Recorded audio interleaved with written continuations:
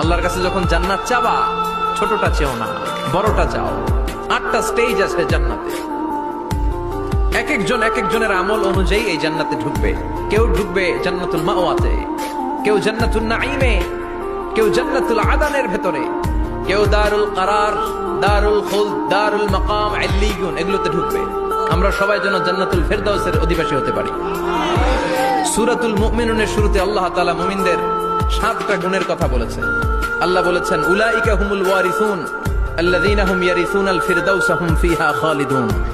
এই 10টা আয়াতের ভেতরে যেই 7টা গুণের কথা আছে, কোন ব্যক্তি, কোন মুমিন বান্দা যদি এই 7টা গুণ নিজের মধ্যে ধারণ করতে পারে, তাহলে বাবা মারা গেলে ছেলে যেমনি বাবার সম্পদের ওয়ারিশ হয়ে যায়, ওই মুমিন বান্দাগুলো জান্নাতুল ফেরদাউসের ওয়ারিশ হয়ে যাবে। আমরা জান্নাতুল ফেরদাউসে যেতে চাই। কোথায় যেতে চাই? কথা বলেন। আমরা জান্নাতুল ফেরদাউসে যেতে চাই। জান্নাতের মেহমান